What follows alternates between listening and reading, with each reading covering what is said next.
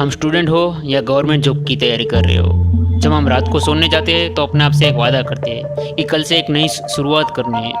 कल सुबह की एक किरण से एक नई शुरुआत करनी है। कल से खूब पढ़ना है, खूब मेहनत करनी है, देर रात तक पढ़ना है। सुबह जल्दी उठने के लिए हम अलार्म भी लगा देते हैं। कल क्या पढ़ना है वो भी हम तय कर लेते हैं, एक नया टाइम टेबल भी बना लेते हैं, पूरे सब्जेक्ट तय कर लेते हैं।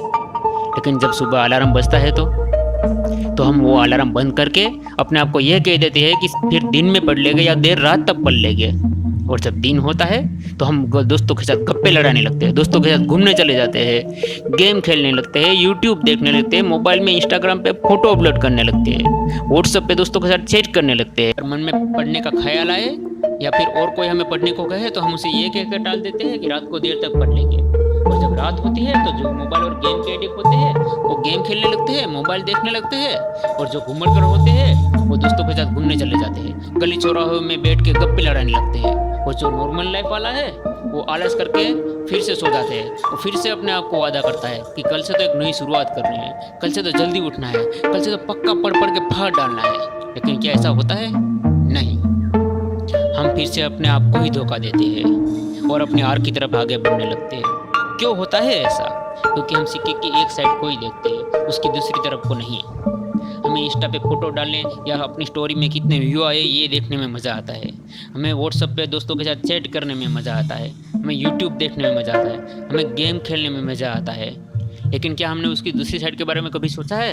अगर हमने एग्ज़ाम में अच्छे मार्क्स से पास कर ली तो हमें कितनी खुशी होगी, हमारे घर वालों को कितनी खुशी होगी, इसके बारे में हम नहीं सोचते हैं। अगर हमने एग्ज़ाम में अच्छे मार्क्स से पास कर ली तो हम उन सबको जवाब दे सकते हैं जो हमें नकारा कहते रहते हैं, जो हमें बेवकूफ़ कहते रहते हैं, जो हमें हर वक्त नीचा दिखाने की कोशिश करते रहते हैं। अगर हमने एग्ज़ाम अच्छे मार्क्स से पास कर ली तो हम वो सारे सपने पूरे कर पाएंगे जो हम आज तक नहीं कर पाए हैं। तो हमें ऐसा क्या करना चाहिए जिससे हमारा पढ़ाई में मन लगा रहे?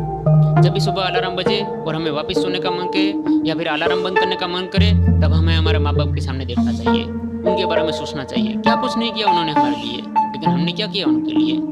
हमने जो भी मांगा शायद ही उसमें से कुछ हो जो ना दे पाए हो। लेकिन हमें सिर्फ पढ़ाई करके अच्छे मार्क्स लाने हैं, लेकिन हमसे वो भी नहीं हो पाता है। हमें सोचना चाहिए, अगर हम एग्ज़ाम पास करके कुछ बन नहीं पाए तो क्या होगा उनका? क्या हम सारी ज़िंदगी उनके ही टुकड़ों पे पलते रहेंगे? क्या उनको कभी सुकून नहीं मिलेगा?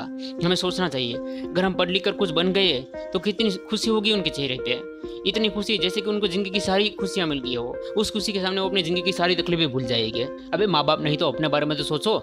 मोबाइल में गेम खेल के वो रियल मनी नहीं बनाता, ना ही दोस्तों के साथ घूमने से किसी की नौकरी लग जाती है। आज जितना तुम अपने मोबाइल, अपने दोस्त और अपने शौक को पसंद करते हो ना, 5 साल बाद उतनी ही उनसे नफरत करोगे।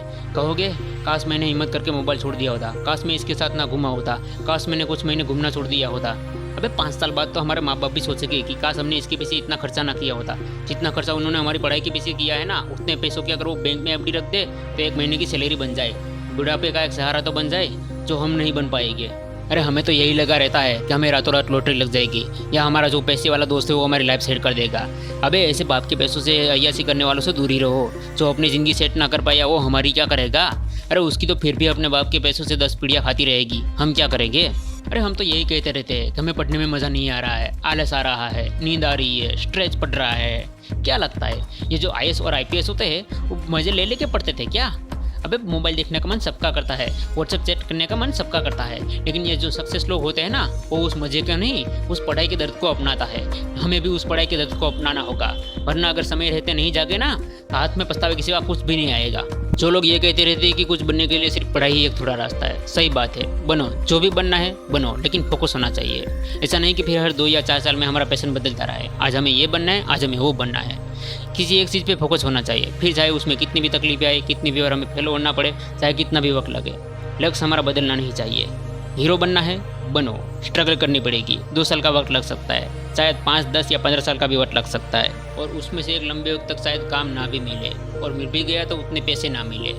लेकिन अगर हम में पैशन है तो हमें जीतने तक हार नहीं माननी है। अगर नहीं कर सकते हो तो अच्छा है अभी पढ़ाई शुरू कर दो, वरना ना इस साइड के रहोगे ना उस साइड के रहोगे, ना अपना पैशन पूरा कर पाओगे ना घर के लिए रोटी कमा पाओगे।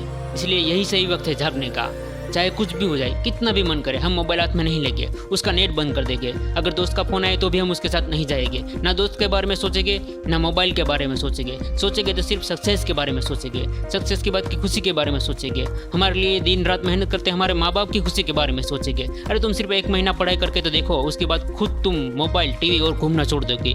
तो अपने लिए पढ़ो और अपने माँ बाप के लिए पढ़ो। देर ना करके इसी वक्त बुक हाथ में लेकर पढ़ाई शुरू करो। मिलते हैं अगली वीडियो में, तब तक जय भारत।